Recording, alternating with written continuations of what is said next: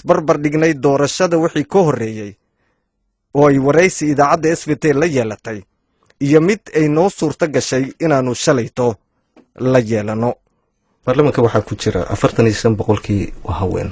haddii loo doorto matalan afayeenka baarlamaanka haween oo markaad soo gasho ay gacanta kuu soo taagto maxaad samaynaysaa? waa salaamaya gacantana waa ka qaadaya.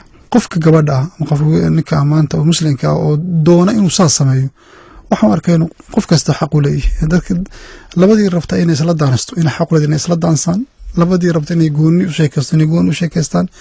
wadankan inuu ku noolahay xataa guurka sambuga waxa la yiraahdo dadku inay wada noolaan karaan boyfriend iyo girlfriend iyagu aan maartay aan isqabin marka waantii wadankan xorriya ka jirta taas weetaan soo dhaweeyno wataan weetan Ilaahay subhanahu wa ta'ala uu rabo in qof kasta uu xaq u leeyahay in uu soo doorto waxa uu rabo.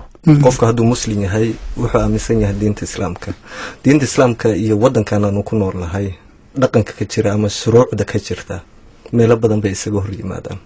wadan waxaan ku noolahay thaqaafad kala duwan leh, dhaqamo kala duwan leh, diimo kala duwan leh.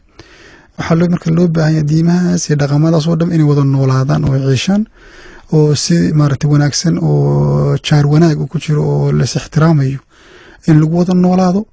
marka islaamku waa soo dhaweynaya arrimaha noocaas. marka anigu muslim ahaan waxaa laga rabaa inaan aqbalo qofka kale iga duwan aan soo dhaweeyo aan arko inuu yahay bini aadan xaq u leh inuu diinta rabo dooran karo sidoo rabo u dhaqmi karayo. marka uma leeyahay ka warmaanayaan islaamista ma tiida adigu marka ma jecel waxaan jecel in la yiraahdo muslim baad laakiin islaamista ma tiid may anu ma jecel in maarta magacyada isku rakibo.